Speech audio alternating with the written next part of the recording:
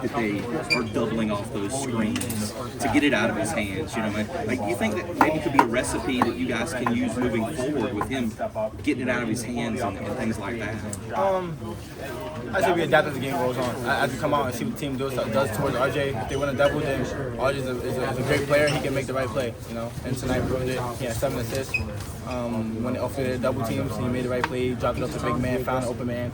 We adapt. If the teams don't do it, then we know RJ knocked down shots. So we adapt. As the game goes out, whatever is happening that night is how he will adapt to it, which he can. Tonight was great though. Tonight was great for him. Is this the happiest the locker room has been in a while? I'm sure it probably was. Nah, man, nah. Come on. UCLA, I would say.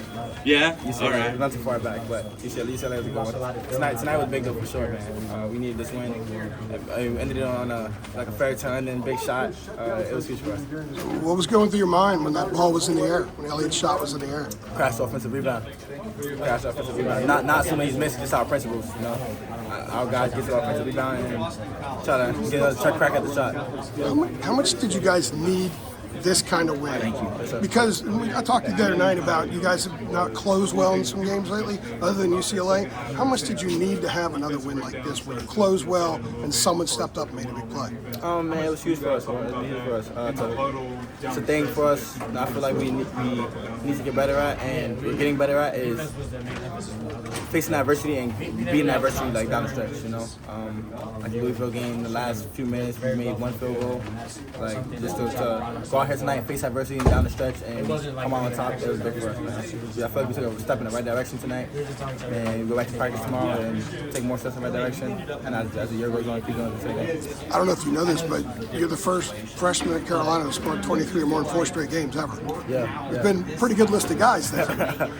I asked Hubert about your game. Your game is wired. There's so much to it, and sometimes it looks like you're trying to make something happen when something's not there. This is the way you play. And he said he lets it go because that is you. The only way for you to get into your bag is to totally get into your bag. Can you kind of take me through being in situations on the court where you're trying to create, you got a bunch of different dudes that are aware of you, and they impede your drive sometimes, but you're still able to make some things happen. A couple of the conversions you had today, didn't even look like the ball was going to get to the rim, and yet you laid it in. Yeah. It's about, I'm asking more about the wiring of your game. Your game's wired at a different I level. just be flowing, man. I know, and you always say it's ball you being you, but Yeah.